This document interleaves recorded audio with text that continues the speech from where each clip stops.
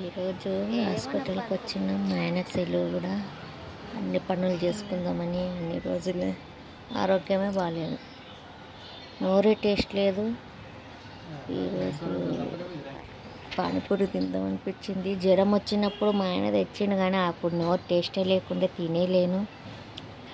ఇప్పుడు పానీపూరి తింటానా తెప్పించిండు, తను శాండ్విచ్ తెప్పించుకున్నాడు. కొంచెమన్నా నోరు టేస్ట్ కానీ అని అసలు నోట్లో పెట్టబుద్ధి కాదు, నోరు ఇషం సేదు, ఏం తినాలంటే పెండలాగానే అనిపిస్తుంది. ఇది శాండ్విచ్, బయటకు వస్తే మా ఆయన శాండ్విచే తింటాడు. పానీపూరి తినబుద్ధి అయింది, కొంచెం టేస్ట్ వచ్చింది నోరు. అప్పుడు జ్వరంలో చూడండి నోరు ఇషం, ఒక్క వారం రోజులు నీళ్ళు కూడా టేస్ట్ లేకుండా అట్లా అయిండే ఆరోగ్యం. ఇది రగడ పెట్టీసు, మళ్ళీ ఇది తెప్పించిండు. పానీపూరి తిన్న నోరు టేస్ట్ కొంచెం ఉందంటే ಮತ್ತೆ మళ్ళీ ఇది తెప్పించిండు రగడ పెట్టీసు అంట. తిని ఇది టేస్ట్ ఉంటుందని ఇది కూడా కొంచెం తినబుద్ధి అయింది. ఎన్నో రోజులకు ఈరోజు కొంచెం తిన్నా.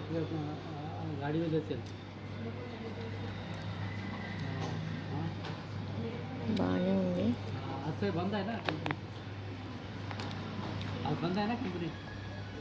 నా వీడియో నచ్చితే లైక్ చేయండి, షేర్ చేయండి, సబ్స్క్రైబ్ చేయండి. సబ్స్క్రైబ్ చేసుకుంటూ చూడండి. సబ్స్క్రైబ్ అయితేనే నా ఛానల్ ముందుకు నడిపించాలనుకుంటున్నా.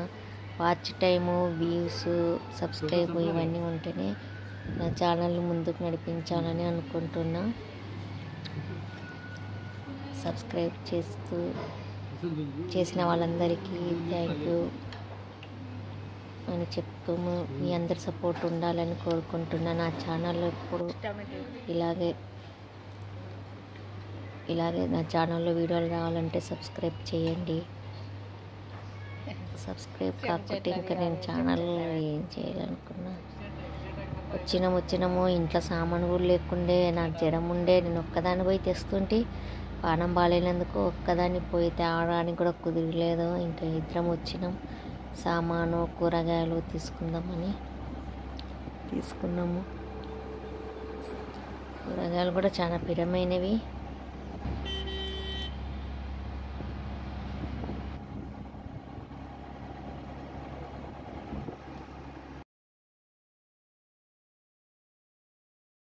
ఈరోజు కొంచెం ఎండ వచ్చింది, వాన కూడా లేదు అని అన్ని పనులు చేసుకుందామని వచ్చినాం.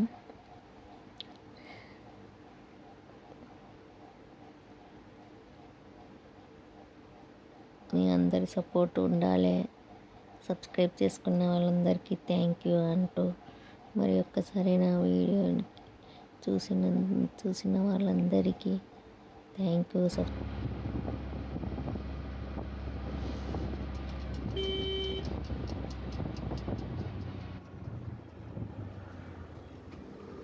సామాను మనం ఎప్పుడు లేట్ అయితే కూరగాయలు చాలా పిడమైన కూరగాయలు కదా, అన్ని పిడమే.